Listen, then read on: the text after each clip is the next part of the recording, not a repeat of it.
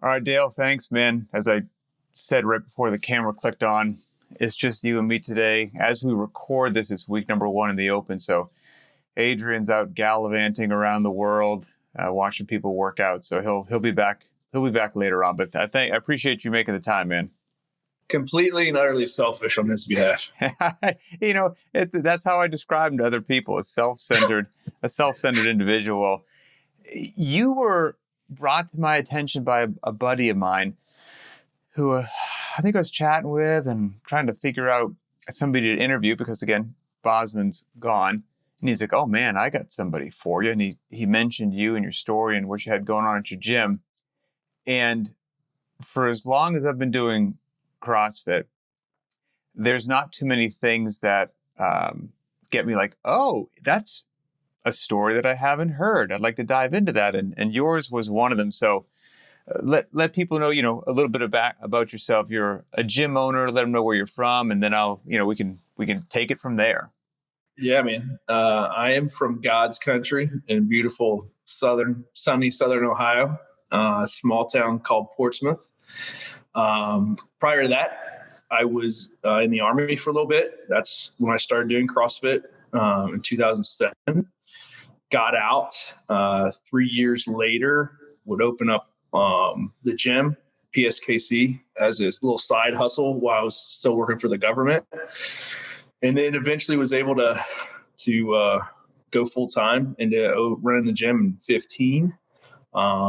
Same year, just so happened I opened up another little side hustle called Doc Spartan. We would go get a deal on Shark Tank a year or so later. And then around 2018, we started using our gym as a way to work with folks in addiction and recovery. And 2020 opened up another hustle as a way to help kind of bring kettlebell manufacturing to Portsmouth, Ohio in a very, very small way. So that's it in a nutshell. You've been busy.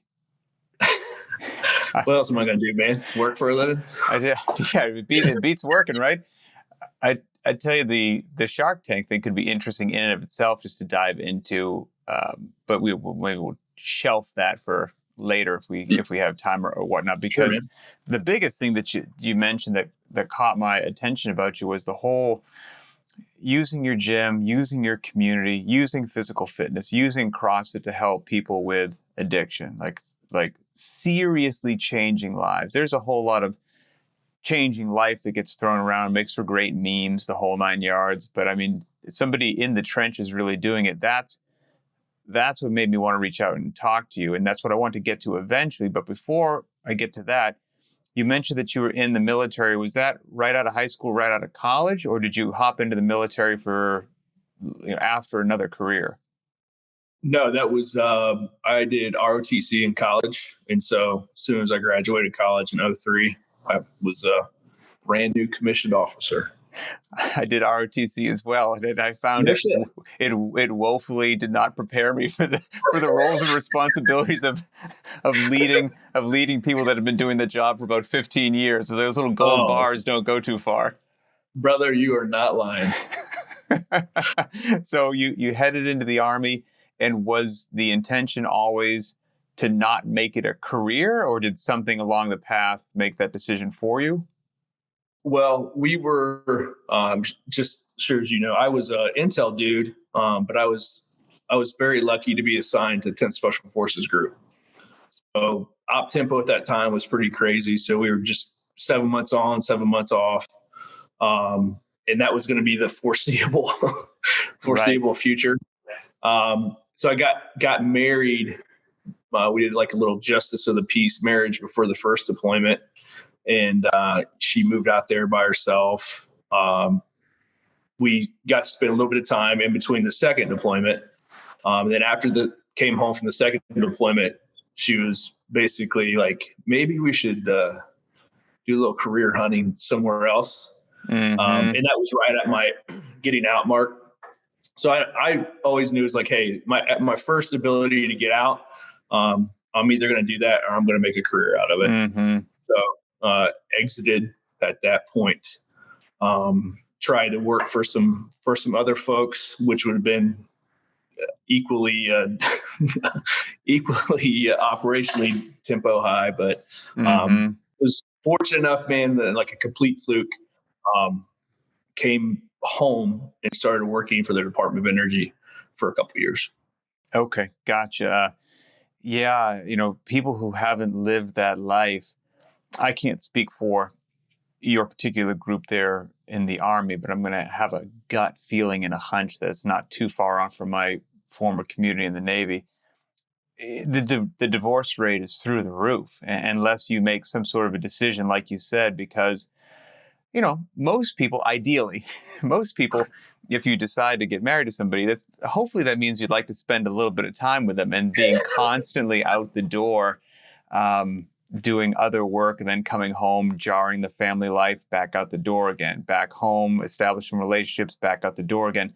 Man, for those that don't know, that's a tough way to roll. It's a tough way. So I can't blame you for making that decision, quite frankly. Yeah. And we didn't have any kids or anything, but what really kind of sold the deal was guys I worked with and watching their kids grow up on email. And that was like, I don't think I can do that. No, my hat's off to the people, and people need to do it. God bless them who do it. Somebody's got to stand that line. And when I was in and doing that stuff, I didn't have kids either. And now having kids, it's borderline unimaginable to me how people pull that off. It's a feat of strength that, I'll be honest with you, I don't know if I'm strong enough to do it. I think it'd break me. Yeah. I'm glad I never had to figure that out. Yeah. So you came back, little Department of Energy stuff for a while, and then eventually you wound up opening your gym in 2010. Is that right? Yes, sir. 2010. Now, that was a while ago. You were an early adopter, my friend. That's pretty darn cool. When you, of course, I did a little sleuthing on you as well on the internet, and I listened to a couple speeches that you gave, a couple talks that you gave as well. And I don't want to make sure I'm not misspeaking here. Did you open the gym already in 2010 with the intention of serving a greater good, such as the drug crisis in your local area, or did that happen later and the gym opened first? So the gym opened first, and full transparency, man, the gym ended up serving me more than anyone else. How so? I was at that point of time. It wasn't for me like a matter of PTSD or anything. It was just a matter of struggling to reintegrate back into society.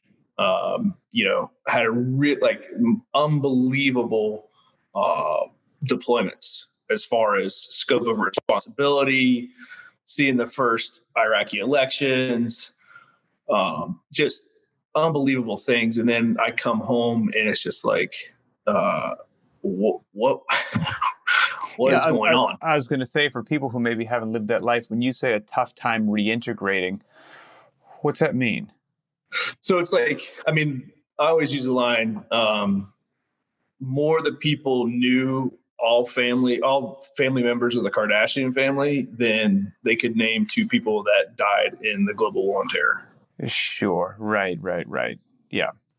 And, being young, you're just kind of, you're a little bit angry and pissed off about that, and trying to navigate the waters of understanding the sacrifice and what was it all for. And so luckily I started doing CrossFit when I was leaving the Army. Okay. And that kind of gave me, because now I had a real job working for the government, which, is the single most red tape bureaucratic entity in the world. Just an efficient, beautiful engine. And so I was just like, well, this professional thing sucks. So I had latched onto CrossFit as like my sole focus. And honestly, man, like it really was, it was an addiction for me, in the most positive, powerful way. And so I no longer belong to a unit. I no longer had a tribe. I no longer had people that had bonded and formed really intimate connections with. And luckily, the gym gave that to me. I think, I don't want to speak for veterans in general, because I'm sure there's some veterans that connect with it and some that don't, but I'm sure it applies to plenty of folks who never served in any way, shape, or form. Yeah, that's that sense of meaning, community, and all that stuff. And there's just something different and unique, though, about the military. There really is. I mean, you can play on a sports team and bond with those people and all of that, but you'll still see, like I'll watch my kids on their sports teams, and some of them are excellent, but you still have these selfish players on the team that put themselves above the team. And I just, it's so foreign from the teams that I was on. That would be one of the biggest disgraces that you could do. Like, the team came before you. You were all in this common good, arms locked together, marching forward. The person standing next to you was more important than yourself. And that was so common that you didn't even have to explain it. And then you re-enter the civilian world, and suddenly it's not common. And you have this shock, and you're looking around trying to find some semblance of what you experienced for so long. And it's like a magical unicorn that you can't seem to track down everywhere. And, I had a little bit of that as well, to be honest with you. Yeah. Well, and two, it's like the absence of hard work. I mean, Sure. Sure. I mean, at least in my experience, and clearly I can't speak for everyone, but it's just like there is no enjoyment of hard work here. And doing whatever it takes, and the mission coming first, and figuring out a way to make things happen. I was like, whoa, this is a complete kind of culture shock for me. And then two, it kind of in parallel. So I was navigating with my own personal issues of that, which they weren't really bad, man. The main things were like lack of connection to something was one. And then the other thing was like, what is the purpose of my life now? Sure. Am I gonna be 25 years from now, when I can retire and do what I want? Will I be an accomplished bureaucrat? Like, that didn't sound like what 10-year-old Dale would have wanted. And then I would always, and I had a great job. I mean, it was like a GS-13 before I was 30. I had a great path ahead of me, benefits, retirement. But I would watch like my supervisors and everybody 20 years ahead of me. And they were like, I could still distinctly remember the sound of the shuffling of their feet as they like walked the hallway to get their cup of coffee. And then eyes were on the floor, shuffling, walking back to their cubicle. And I was just like, I gotta find something to get me out of here. Understandable. And the gym, man, I can totally see how it would fill so many needs that you just expressed that you had, or, so many other people have as well, that finding the tribe, the sense of purpose. In the military, you're very much serving others. And in the gym, even though, like you said, you got a ton out of the gym, but its role and its very nature is serving others. I mean, so I bet it was like a square peg in a square hole, just fit really beautifully for you just when you needed it. Yeah, 100%. And then the other thing that was going on at a community neighborhood level, I left in 99 to go to college. I came back at this point, it was 2007, 2008. And it was like going from one war zone to another, as far as like what my town had undergone through the opioid crisis and epidemic. It was just like bordered down or shacked up businesses. No people were outside anymore. Crime rate was through the roof. And then just seeing my town just sprinkled with these quote unquote pain clinics that were the only businesses that had opened up in the last decade. This was in what year? Really, I returned in like 2007, 2008. Okay. So it happened while you were gone. Yeah. Okay. And then you come back home and your eyes are seeing a town that you don't remember when you left. Yeah. And my friends, like my friends were now, a lot of my friends were addicted to opiates. And you just heard of like wild stories. And then you just kind of see, man, like literally zombies walking through the town, just high on heroin or pain pills. Well, walk me through that a bit, right? I mean, so, you know, anybody who's been around for a bit, and every family has their stuff. You're eventually going to have your friends or yourself or family members that deal with something. And I mean, I know very few people that this crisis hasn't touched in one way, shape, or form, myself included, my extended family included. But for maybe the uninitiated to some degree that just hear, there's an opioid crisis. There's an opioid crisis. Yeah, I know that because I see it in a headline every now and then. But nobody actually goes, well, what is it? An opioid, right? I mean, so I'm certainly not a doctor or a chemist, but my understanding, and you correct me if I'm wrong, was that initially opioids were administered to people professionally and effectively as potent pain medication or an anesthetic. If you had a surgery, you had something, you needed something so that you could recover and take that edge off.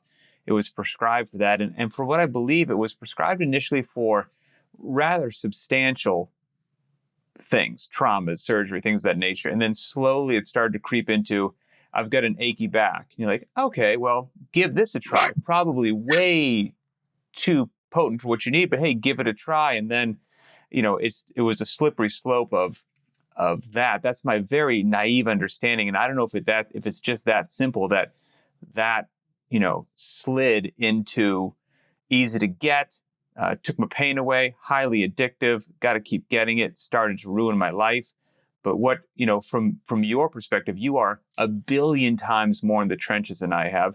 You worked with countless more people than I have. What's your take on, how did your town turn into a zombie land in a few years? Yeah. So opioids come from opium. And I think, a lot of people are familiar with opium. It's a plant, it's a poppy, and for thousands of years has been known for its pain relieving properties. It's also been equally known for its addictive qualities. I mean, China fought the opium wars against Britain. Like opium dens were a thing in the 1800s, so where basically people just smoked hash and just completely zeroed out. It's really fascinating to study the opium wars. And China knew about this back then. It knew the devastation it was causing its communities throughout China. Anyways, fast forward now, and because of that, heroin especially was kind of like the first chemically evolved opioid. Okay. And was administered. And if you go, Purdue Pharma produced the first drug was MS Cotton, and it was only used for cancer patients or people in severe acute pain, and you had to be hospitalized to be administered it. I see. Okay. So it was in a controlled environment. Very controlled environment. And then around the 80s to early 90s, things started shifting a little bit, primarily due to pharmaceutical company influence on physicians. Okay. Also happened to play with the fact that Purdue Pharma's first drug, MS Cotton, the patent had ran out.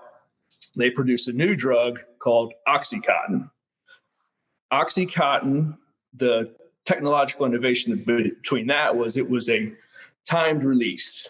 So it was in all on a chemical level, Oxycontin and heroin are the same thing. Oh, really? I did not know that. It's exactly like on a molecular level. It's the same thing. So it's from Oxycontin is from oxycodone, which is a chemical derivative of essentially heroin. You trace it all the way back to opium. Now, and you're right, like you had to be in a hospitalized setting to get that initially. But as we all know, Pat, the market of cancer patients is very, very small. People that got an achy back, achy knee, and an achy shoulder, we're talking much larger market Mm-hmm. to find a drug for. So around the same And time, if you can some way, I guess, get it legal or change the regulations so it can be administered outside of an actual hospital in these pain clinics, so to speak. correct.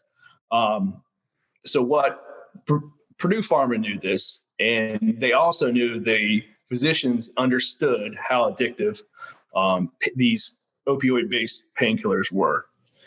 So they basically instituted a very successful PSYOP campaign against physicians, claiming that this OxyContin was not addictive at all. And that was all based upon junk science, for lack of a better term. Mm-hmm. Anyway, so they got physicians on board. And how Portsmouth got hit so hard was the very first doctor that figured out he could just write scripts for cash, which is what a pain clinic is. That happened in Portsmouth. So the very first. No kidding. Yeah. Yep. Literally ground zero. Literally ground zero. So his name was Dr. Proctor. He's now in federal prison. It's crazy, dude. Like, I went to high school with his sons. No kidding. Talk about small town. Yeah.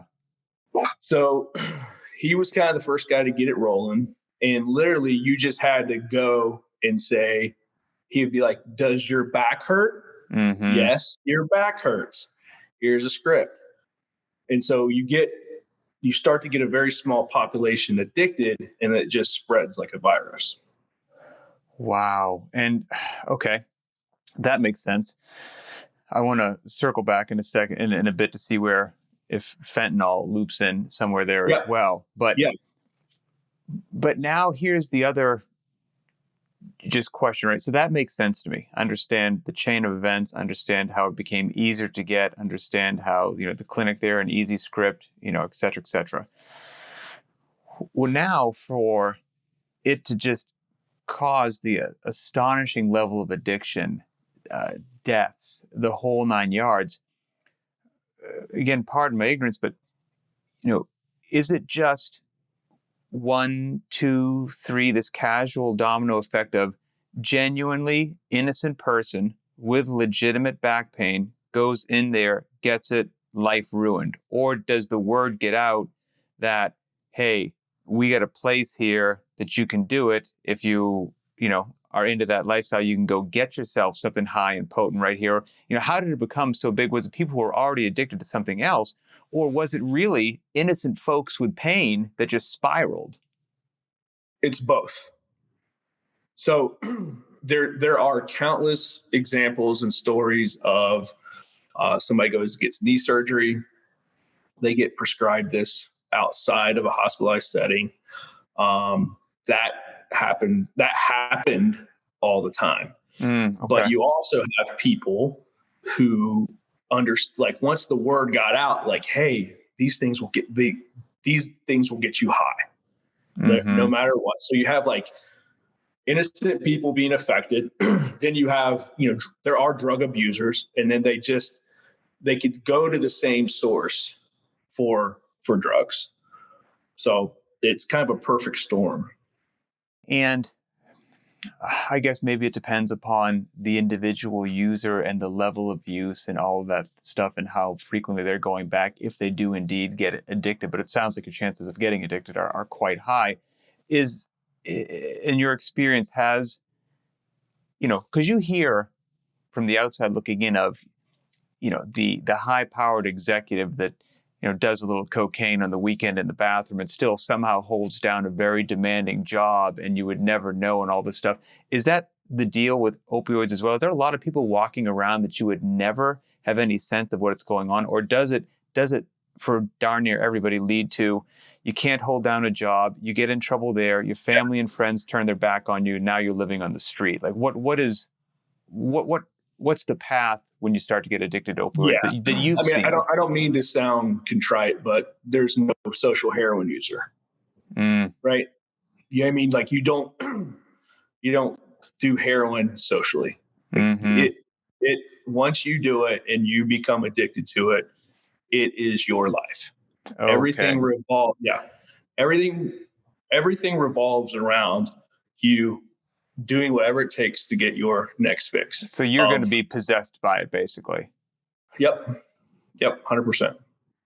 And then does it? I would assume that it has to lead to other illicit behavior, because if it's so possessive that you're not going to be able to hold down your job, well, you're still going to have to get money somewhere to get the darn thing, or pay your insurance bills or whatever. So I would assume it's going to be associated with some other crime or bad behavior for a community. Yep. And so what happens is that very first pain clinic that started in the 90s eventually proliferates across the entire Appalachian American region to include eventually the entire nation. There's a great documentary that just came out on CNN called American Pain. So these guys, so you'll hear a lot of, Florida took the business model and ran with it. But, by God, it started in Southern Ohio. But with these guys, these guys had no medical background. They were just meatheads.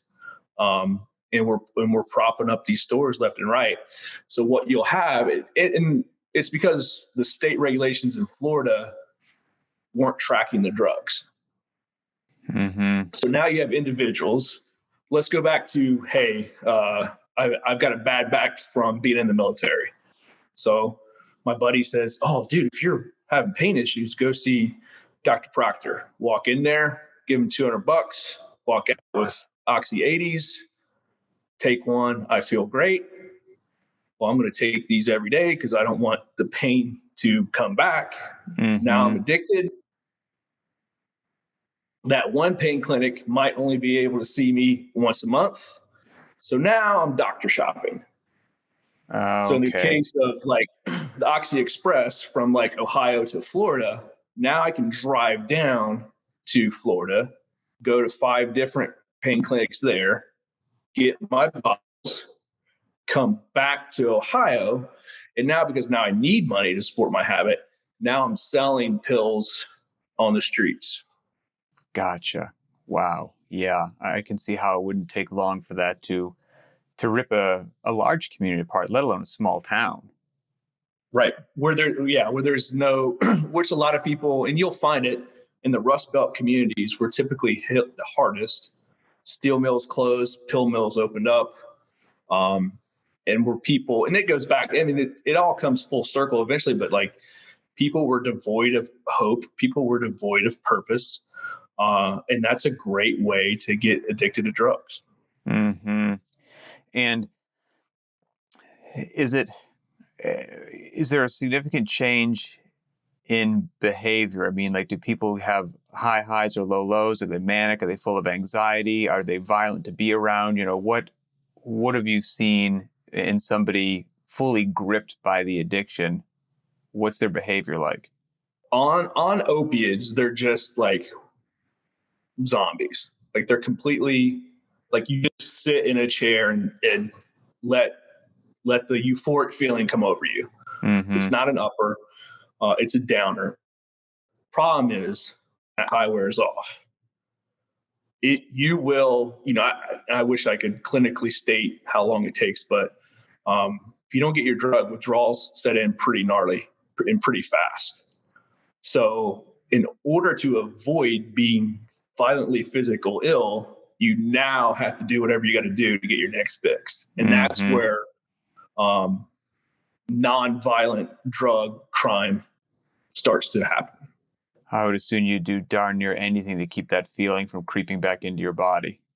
Yeah, when I moved back home, my car got broken into within like 2 months, and I'm like, freaking out and the whole thing. And my buddy's like, "Oh, dude, that's your first time?" Like, oh wow, really? It's that just common? Yeah. So, as if that's not bad enough, how and why does fentanyl enter the scene from what you've experienced in your community? Yeah. So, and I should say to the folks at home, we've all heard of fentanyl, and I did just enough research on it to be dangerous. And I've had some good surgeries in my life. I broke my pelvis in the military, and that was a good one. And on that, I had morphine for that. And I remember to this day how effective and potent and put me in la la land a good dose of morphine was. And then I read that fentanyl is 50 to 100 times stronger than morphine. And having experienced morphine, when I read that, I can't imagine what 50 to 100 times would be like. Yeah, dude. So I like to tell people fentanyl is like the high fructose corn syrup of sugar. So it's chemically produced, it's cheaper to make, and it's more potent. Wow. So we have pain pills. So these things, we talk about these in three waves of the opioid crisis. First one is the pain pills, which we've talked a little bit about. Rightfully so. Everything started getting cracked down in like 2010 to 14. To give you a frame of reference, in my county in Ohio, from 2006 to 2012, there were 47 million pain pills prescribed. Are you kidding me? No, and that's all verifiable through the DEA database. That's just in your county. That's my county of 70,000 people. I feel like that would be an impressive statistic for the country. Wow, that's in your county. That's my county in Ohio, and we weren't even the worst county. Wow. That's amazing. And how many people live in your county? Do you know? 70,000. Wow. And obviously all of them aren't using those pills. So some significantly smaller portion of 70,000 people ran through that many pills. Yep. Yeah, dude. Oh, so now we have crazy. We have that many pills that are out there. So imagine that, people who are now addicted to it, and then the government catches on. Some would argue the government knew all along, but now we have to do something about it. So the DEA clamps down on these pain clinics, and all pain clinics were essentially made illegal. Well, the genie's out of the bottle at that point. You have however many people now addicted to opiates. Mm-hmm. Now they got to get it somewhere. So in this case, pain pills go to heroin. So, heroin, that's when we start to get in talking about cartels and the border situation. But essentially majority of all heroin was trafficked from Mexico into major big city distribution centers, and then found their way to the biggest markets where pain pills used to be. Because once those clinics shut down, they've got to get that fixed somewhere, because the horrible feeling of withdrawal is coming fast. Yep. Yeah, you don't just not become an addict overnight. Mm-hmm. So then, kind of a couple years later, so now we're talking, just say 2016, 17, China is really good at making the chemical substrates for fentanyl. And those basically you can mail order those directly if you know what you're doing on the black market. Oh, well, that's convenient. Or they just ship them directly to Mexico, where they're manufactured in the lab down in Mexico. And back to your earlier point, so fentanyl is 50 to 100 times more potent than heroin, and the volume is significantly lower. So you can kind of see this, like, this is just a pin top. So whatever would catch on this pin top of fentanyl is enough for you to overdose and die. Really? That's the level of what we're talking about. Do you know if somebody gets on from an opioid, now they take something that they didn't realize had some fentanyl in it, is the addiction to fentanyl, it's that much more potent than morphine or potent than an opioid. Is the addiction that much stronger, or is it kind of same, for lack of a better way to say it? It's like this. Like if you're an alcoholic, you don't care if it's gin, or you don't care if it's bourbon. You don't care. It's there, right? Yep. With fentanyl, it's just been made cheaper. Mm-hmm. And, it's cheaper to get, like I said, it's like the high fructose corn syrup of drugs. And I guess if it's cheaper and more potent and you're addicted, that sounds like the route you're probably going to go. Yep. And I actually had this conversation the other day because obviously smaller amounts, more potent will lead to overdose. So I would assume your what? margin for a mistake is a lot smaller too. It's nil. Like it's and that should tell people how addictive the drug is. They want it so bad, they're willing to risk their life to get that fix.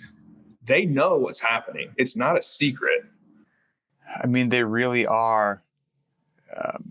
Again, I can't speak for this, and I'm not about to, air a lot of the stuff that's happened in my extended family as well. But we've dealt with some stuff in my family as well, and there's some people that I grew up with, and they're not those people anymore because of various astonishing addiction that ruined their life. And that's not for me to give them a free pass for all their destructive behavior and whatnot, but it is literally like somebody went in, lobotomized them, and put an entirely different brain function, emotion in them. They look the same, but they are not the same person. Again, I'm not trying to let anyone off the hook, but what this stuff does to people is it's almost like science fiction. Yeah, it's a complete hijacking of the brain. 100%. It's proven. You can brain scan people. Like when that opioid attacks the brain and blocks the dopamine receptor, like you have to have it. Mm-hmm. It is truly, and you're right. Like prior to working with folks in recovery, I used to think they were all shitbag needle jammers like that. So if it hasn't hit you, it's so easy to be like, get a job. What are you doing? Pull your life together. Yeah. Have a little discipline. Come on. And I was just like, I served in the military. I came back home. I opened up a business. Like, what's wrong with you? Mm-hmm. And it was an easy mascot to have on the decline of our town was the abuser, was the addict. Mm-hmm. But until you've gone through it, had conversations. I walked in on the apartment when my best friend died of an overdose. Oh, really? I saw it. And before that, but the very first time I saw somebody getting Narcaned was my best friend 6 months before. And you're right. Like he was not the same person. Mm-hmm. And I've seen I employ a lot of people in recovery, and it just found this out through just experience. And what somebody told me that is the best advice I can give anybody that's dealing with somebody in active addiction is don't be willing to put more energy into their recovery than they are themselves. Thank you. That led to a question that I wanted to get. We'll obviously eventually get to how somebody doing a deadlift helps, but that was one of the things that I've heard over and over and over again from people who were seriously addicted to some of the most powerful and potent things, and now we're clean, which shockingly is a very small percentage of people, as much as I hate to say that, but that just speaks to how gripping the addiction is. And every single one of those people basically said, you know how many people I've had try to save my life and talk sense into me, and it never worked until I decided that it was time to do it. And so that has been your experience as well? Yeah, hands down. But and so my best friend's name was Billy, and everybody at the gym kind of knew something was going on. And one of our mutual friends said, dude, like, what do I do? Like, I want to help. Like, how do I kind of help here? And I just told him, I was like, listen, live your life with him as if he's going to die tomorrow and you don't want any regrets, because it's going to happen. Right. And when somebody's down that path, I mean, this is just from my personal experience, and I'm not a counselor. I'm not any of that stuff. We're not counselors or doctors. We're just having a conversation. is when somebody gets at that level, you're right. They have to make the choice, but you can be there along the way and ensure in a non-judgmental way that, hey, I know if when I'm ready, I can call Pat and Pat will be there. That makes sense. Pat's right. not going to be angry at me. Pat's not going to hate me. Pat doesn't have any judgment. But for them to know that when they're tumbling, spiraling down to rock bottom, and rock bottom is death now. It's just going to be lucky that they don't die, is that you text them every day and just say, hey, dude, checking in on you. Love you. You need help. I'm here. And you may not ever hear anything back, but when that person may or may not die, you aren't going to live with regret like Billy's mom has. She feels she enabled him more than she should have. And I'm sure his dad probably feels he was too harsh. So you're going to be left with that. I know it's a very gnarly path we just went down. But you're right. I mean, and there are no rules to where we go with this conversation. We go wherever we want. You're right. I mean, again, just in the family experience that I've had, I can't imagine being a parent and seeing that happen to a child, because you're just torn into these two, depending upon the drug too. Sure. What I'm speaking of wasn't an opioid, but you're torn in this path of, you love your child and you do anything for them and you lay down your life for them and all this stuff. And then they exhibit this sort of behavior that is violent or dangerous to you or your or little kids that are around, or they're draining your finances or whatnot. And since they're your child, you give them a second chance and then a third chance and then a fourth chance. And then sadly, since they are addicted, it gets to a point where you reach that terrible point that you never thought you would as a parent, where you have to turn your back on your child because maybe you don't know what else to do. And what a horrible hell that is to walk around with. I mean, so there's a bunch of people that don't have any formal education in counseling or grief management or trauma or crisis or addiction, that just have their lives turned upside down by loved ones and don't know what in the heck to do, and they just try and try and try until they have to make a miserable decision. So I can't even imagine what that poor woman is living with. That's a guilt you shouldn't have to walk around with. Yeah. And you just have to understand, it's like, I've learned this the hard way through multiple experiences with employees and guys that we've coached, and the whole thing is, we come from we're an honor culture from our previous background. Like, what you do what you say and you say what you do. And when somebody violates that, like it's an egregious thing, right, on our behalf.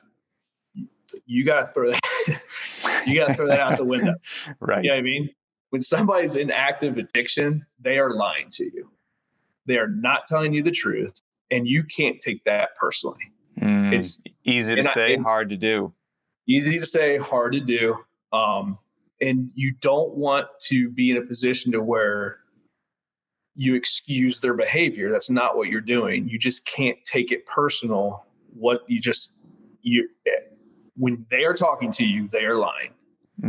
That's just what you have to do. And you have to love them through that. And that means tough love in a lot of cases. And just, it's the same thing in CrossFit, man. Like, we, as coaches, we get wrapped around and like trying to push people to do things. And it's just like, well, Mary's 56 years old and maybe she just never wants to do kipping pull-ups, man. Like, right. Mary's going to be just fine. Mary's here. She's here 3 to 4 times a week. She's loving it. She's having fun. Let's meet Mary where Mary's at. And it's the same thing. Like, so I think we've got a decent groundwork laid of the actual problem, why you had people and community and God knows what else in desperate need of something. And you've got your gym, which has been going on for multiple years now. What made you want to not only have for lack of a better way to say it, regular folks in the gym, but now people who are down in the depths of addiction or somewhere on the road to recovery, or want to mix them in with the population that was there. And how does that even start if we just said that they have to want it for themselves first? Are you talking about somebody that's in recovery, or? Well, I guess maybe I should start with what was the catalyst where you started to use your gym as a place to help these people? So my friend that died of an overdose, he was an executive for a behavioral health agency. It's a fancy way of saying a recovery center or addiction treatment. He was their general counsel. He was their attorney. He was a member at my gym, and I didn't know he had a previous drug problem. And then one day he comes up to me. He's like, "Hey man, I'm taking a new job. CrossFit has been instrumental in my own recovery, and I'd love for us to figure out a way to do CrossFit classes for our clients." So I was like, "Yeah, dude, that sounds like a great idea." And he's like, we have a new facility 2 blocks from the street. Let's just try to do 1 class a day and see what happens. So these are people who are actively enrolled in a recovery program. Yep. So people that are in recovery programs are essentially classified as inpatient treatment, which means they are there full time, don't leave for a period of 30, 60, 90 days. And then you have outpatient or in transitional living clients, so they can still come back and receive services from the agency. Okay, and so those are people who have graduated from the inpatient program, so to speak, and are in that what I would assume absolutely mission critical phase of reentering society with all its temptations and whatnot, and trying to stay the path. Yeah, nailed it, man, nailed it. And the problem with modern treatment, fortunately, it's paid for. In our area, like if it wasn't paid by the government, people would just not get treatment. Sure, I believe that. The problem with that, though, is it's confined to a 30, 60, 90-day period, which I tell people, like, that's basic training. Like, it's easy to do good in basic training. you don't have a choice. Like, you got drill sergeants over you, you're monitored 24 hours a day. Right. But when you go to your first unit, that's when you start to learn what it really takes to become a soldier. And now you have the freedom to make a mistake or to make a good reputation. Yep. And what's critical in that is that NCO to grab you by your shirt collar and tell you you're screwing up. And so it's a longer term, less intensive, longer term. We need to talk about mentorship. We need to talk about getting a job. We need to talk about getting drug screened 3 times a week. There's still all these things that we have to attach to you to ensure your success long term. And those happen in the outpatient. Correct. Talking about employment, things of that nature. Okay, gotcha. Yep. Do you have any sense of what's the word I'm looking for? I guess the level of attrition or failure or success in the outpatient? For every 100 people that go into the outpatient, how many 10 years later they're like rocking it, crushing it, haven't touched anything? It's tough. And the reason that metric will always be tough to understand is because not all treatment facilities are the same. Okay. So they offer care different ways. But that's why everybody gets their head wrapped around the 30, 60, 90 days. And a lot of facilities have gotten a bad reputation just because they just get them in, spit them out, and those guys relapse, come right back in. And we get on this hamster wheel to where we never really start solving the problem. But it's a tough metric to measure. I would think the outpatient thing is so absolutely critical to be beyond belief. I mean, that's the people that you hang around with and associate with, and what are they into? What are the decisions? What are the conversations? Can you open up to them? Because, I feel like I'm addicted to things in this world too. They're just luckily not illegal. And I've tried to, I mean, Amen. in all honesty, and Yeah. I've tried with some of them to put them to the wayside, but they keep coming back. I can't imagine if, and that's just with something casual, I can't Yeah. imagine if it was an actual, like an opioid addiction. Now, to suddenly have graduated from some 60-day program to be launched back out and to quote unquote be cured, I don't think that's probably how that works. I bet it is a daily mountain of discipline required to stay on the path. Yes. It's discipline and accountability. Mm-hmm. And that's what makes CrossFit such a great tool to add in somebody's personal recovery. Well, so now let's get that. You have this conversation with your friend. It sounds like a good idea. What does this mean? You're just running 15 outpatients through Diane on a Wednesday. What's happening? Oh, dude, I wish. So we started and we had a room. It reminded me a lot like when my gym first started in 2010. We had people show up. We had anybody anywhere from 6 weeks of being sober to 2 days of being sober. Oh, wow. And we just we taught them how to do an air squat. And we did like a tag team.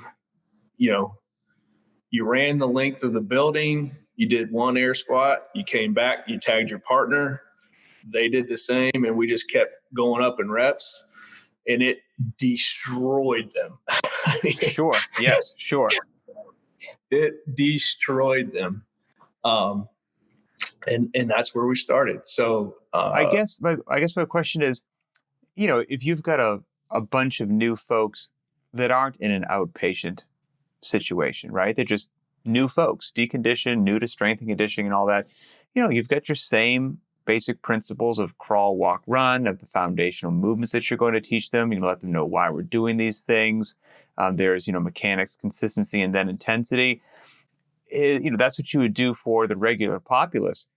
In all honesty, were you doing something different for these people, or was it the method that works for the populace as well? So what we've found versus where we started and where we're at is because this is not a normal CrossFit group, right? So, we in theory, mechanics, consistency, intensity. The issue is you're always going to be getting new people in, new people out all the time. So we have to program the lowest skill, highest output things that we can in order to elicit the response that we're wanting and not run any sort of injury risk. Mm-hmm. Okay. And how long has this program been up and running now? We're going into our 5th year. Oh, wow. Okay. So that's a significant pool of data. Has your friend who worked at this facility that I would assume since he worked at this facility, he had a decent eye as to what typical outpatients looked like, what they were reporting, levels of compliance and things like that? Has he been able to, along with you, shed any light as to how much of an impact, if any, did functional movements, variance, and intensity have on the outpatient and addiction experience, or recovery experience, I should say? I'll tell you this. When we started in 2018, we did one class 4 days a week. The program has been so successful that we do 5 classes a day. Oh, wow. Across there's 3 facilities now. 2 of the classes are for staff. 3 of the classes are for clients. They now employ people. You can get a job now as a fitness trainer / counselor to work in this program. The CEO, the executive team never misses their staff class. Fitness is foundational to their success. That is, how spectacular is that? Yeah, dude, it's the most rewarding and fulfilling thing I've ever done. And to be a part of, it's almost like CrossFit works.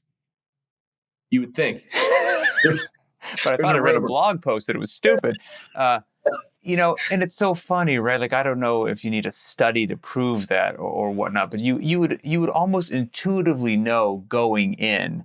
You're like, look, I don't know how much this is going to help somebody stay away from a substance they want, but I'm here to tell you, nothing bad is going to happen by embracing some clean food, getting the heart rate up, getting a little external loading on your body, high-fiving some people, and having a good time for an hour. Nothing bad's going to happen from that. Nothing bad's going to happen. And like, I'll even tell them, like, dude, in a way, like, we're just replacing one addiction for another. Sure. I mean, you're telling me people aren't addicted to whether it's CrossFit or the feeling of working out or just physical movement, like absolutely an addiction. Luckily a positive one, but absolutely. Right. And, and we try to do everything like, we all know what a normal CrossFit class looks like. But we've talked about people becoming addicted. What a lot of people don't talk about is why people become addicted. That's the much please. larger. Well, yeah, that would be. What have you heard or learned? To me, it kind of comes down to just a couple things. One, it's generational where I'm from, pretty much. Odds are, if your mom or your father was a drug abuser, you don't have much of a chance to not be one. You're starting out in a hole that I can't imagine. Yeah, because that's the environment that you grew up in. I mean, that's Appalachia, man. That's Southern Ohio. Or trauma. So we are all dealing with some aspect of trauma in our life that we've all been told that there's a pill you can take for that, versus somebody teaching you, training you to understand what it's like to deal being uncomfortable with things physically, first of all, and then psychologically, secondly. And there's no better way than safely introducing physiological stress, right, in order to unlock psychological adaptations. I mean, I'm ripping off what Greg always said. But. Well, you get that, and you get, going way back to what we spoke about at the beginning of this conversation, something that was communal and necessary and tribe-like from the military order and having your group. So the physical hardship and how it's mentally challenging, like CrossFit's tough. I mean, it stings if you're doing it right, and most people avoid discomfort. But there's some, I'm certainly not a clinical psychologist, but there's some clinical psychology that basically lends itself to, I'm oversimplifying it, that if you're forcing somebody to do something hard, that's just, it is what it is. But if you develop a person who voluntarily does hard things, voluntarily, of their own free will, there's like a powerful psychological change and adaptation. Like, you become a more resilient person through voluntarily dealing with hardships. And now you take that, which you can find in many places, but you'll find it in CrossFit. And then you have that communal aspect, which building a community, it was an old CrossFit Journal article that I think like a senior Marine officer said basically that if somebody asked him how you build teams or how you build bonds or whatever, and he said it's equal parts suffering and laughter. And if you can have the same experience, produce suffering and laughter to a group of people, those people will bond like no other. Because the hardship has to be there. There's the suffering, but then you have the laughter aspect as well. So you take that combined with somebody voluntarily doing hard things, that's a really powerful combination to ideally skyrocket somebody into a better place in their life. Not saying it'll cure everything that's wrong, but you're not going to do them any harm. I'll tell you that much. No. The standard speech that I give new folks coming in, I'm just like, this is going to probably be the hardest thing you've ever done in your life. And that's okay. It's actually for the next necessary. Hour. Yeah. For the next hour, all I'm attempting to do here is to train you to not quit. I don't care what weight you pick. I don't care how long it takes. I don't care what happens. All I care about is that you continually make an effort to do one more rep, and not quit. Because when this hour is over, or when this, when you leave this program in day 90, day 91, you're literally stepping off into a war zone, and the voice is going to start whispering in your head. It's the same voice that's telling you to slow down. It's the same voice that's telling you, I want to quit. It's the same voice that's telling you, I'm not going to do this workout tomorrow. So all we're doing is attempting to have awareness of when that voice is, the whisper becomes a roar, and then just telling it to shut up for a little bit. That's all we're doing here. Take control. Yep. To take it. That's a powerful lesson. Like, suffering leads to capability. And these people have been told they're incapable their entire life. So we want to expose them to very hard things, and then we don't want to beat them down with our coaching.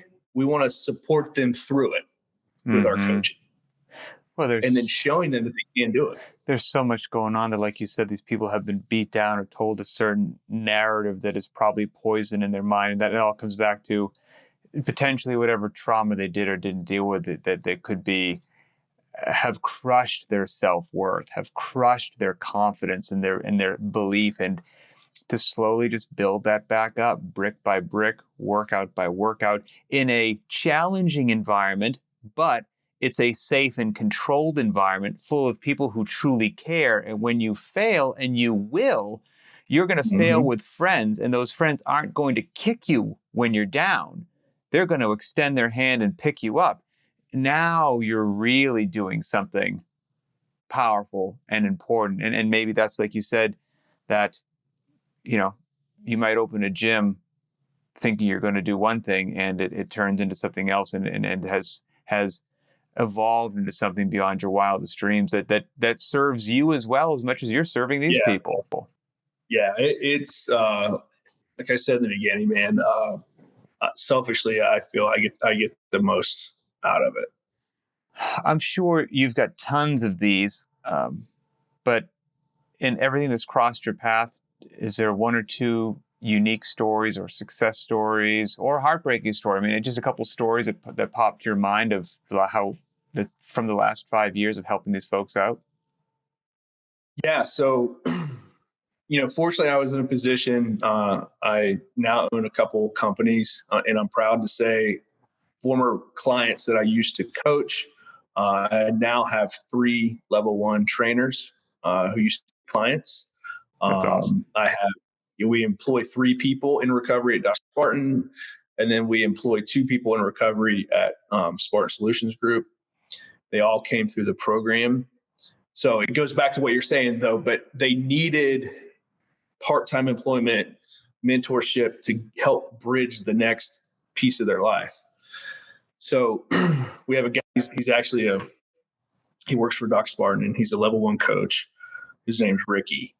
And he got hired 2-3 years ago around Christmas time. Came up, his first month came on, got his first paycheck. We stroked him a check, gave it to him. He turned around, came back into the conference room, pulls the check out of his pocket, unfolds it, looks at us, and says, I just want to say thank you. For the first time in my life, I can buy my kid a Christmas present. Oh, man. Are you kidding me? And I'm like, I still get gutted talking about that. Yeah. Today. Yeah. I mean, I don't even know what else to say. That if that doesn't tear your heart out, or stir something up in you, you're dead to the world. I mean, that's... Yeah.